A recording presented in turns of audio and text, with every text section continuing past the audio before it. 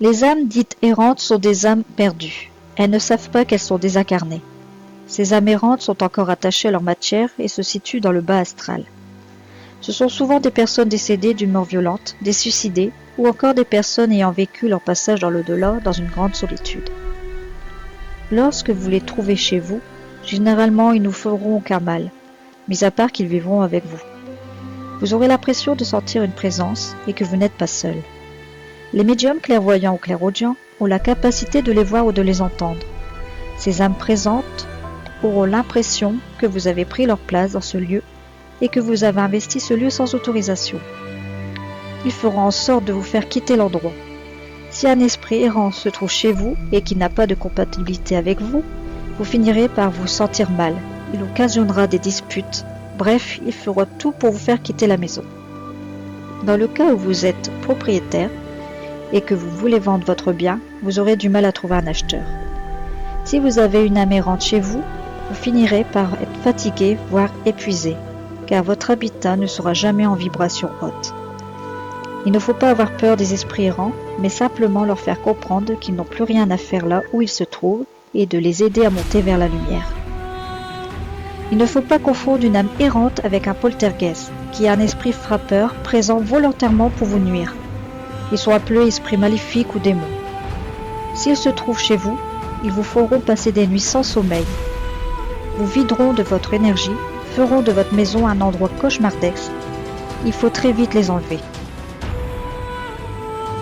Essayons de comprendre ce qui se passe quand le corps physique cesse de vivre. Que ce soit de vieillesse, de maladie ou de mort violente, le corps physique s'éteint. Il n'y a plus aucune énergie à l'intérieur. L'âme ou l'esprit du décédé se libère et doit quitter le plan physique et s'élever pour monter dans la lumière. En tout cas, sur un autre niveau de conscience. Là, le corps se spiritualise, redevient parfait. Il est libéré de toutes les souffrances du plan physique. À ce niveau, l'âme est à sa place. Mais parfois, pour une raison ou une autre, l'âme ne s'élève pas et reste au niveau du plan physique sans son corps. Toutes les souffrances du plan physique, du trépasse, sont présentes. Les douleurs physiques et morales et toutes les habitudes persistent encore. Envie de manger, de boire, de fumer, toutes les mauvaises habitudes sont encore là. L'âme erre et visite tous les endroits qui lui sont familiers. À certains moments, cette âme a besoin d'énergie et pénètre à l'intérieur d'un corps physique vivant. En y pénétrant, elle vous fait ressentir toutes ces douleurs et ces mauvaises habitudes. Certaines entités virulentes peuvent prendre possession non seulement de votre corps, mais aussi de votre vie. Par exemple, une entité du sexe opposé peut agir de sorte que vous deveniez sa chose et créer des disputes au sein de votre couple, vous pousser à la séparation voire au divorce. Un problème d'entité pompe votre énergie en plus des douleurs qu'elle peut vous faire ressentir. C'est faire fonctionner deux voitures avec la même batterie. Ces entités peuvent pénétrer en nous à des moments précis de votre vie. Par exemple, après une intervention chirurgicale sous anesthésie générale, un accouchement, un choc émotionnel, une prise intense de médicaments ou de drogues, etc. L'aura que nous avons autour du corps est notre protection. Plus les vibrations de notre aura sont basses, plus il est facile à une entité d'y pénétrer. Les entités du bas astral ne sont pas des êtres évolués. Elles viennent avec plaisir, mais pas toujours avec de bonnes intentions. Alors prudence. Où retrouve-t-on toutes ces entités ? On les trouve partout. Dans des endroits où il y a beaucoup de passages comme les administrations, les anciens édifices construits il y a très longtemps, dans des endroits où ont lieu des messes noires, des pratiques occultes, dans une maison où il y a eu un décès, dans des hôpitaux, dans des boîtes de nuit, mais aussi dans nos maisons. Souvent, il s'agit de personnes décédées subitement qui ne comprennent pas vraiment ce qui leur arrive, ou des personnes victimes d'un accident violent, ou des personnes qui sont tout simplement trop attachées à un lieu ou à un proche. Elles ne sont d'ailleurs pas forcément issues de la maison où vous habitez. Dans tous les cas, il faut les aider à rejoindre la lumière. Certaines entités s'accrochent aux humains et pompent leurs énergies. Elles sont attirées par les gens qui ont des faiblesses et en profitent pour accentuer leurs problèmes.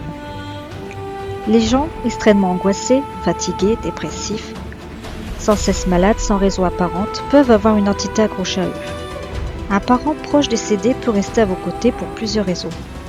Votre tristesse ou votre désir qui reste auprès de vous l'empêche de rejoindre la lumière. Pour vous aider, mais aussi parce qu'il est mort en souffrance, maladie ou accident. Dans tous les cas, il ne doit pas rester là. Ce n'est pas sa place. Il pompe votre énergie sans le vouloir et altère votre santé mentale ou physique.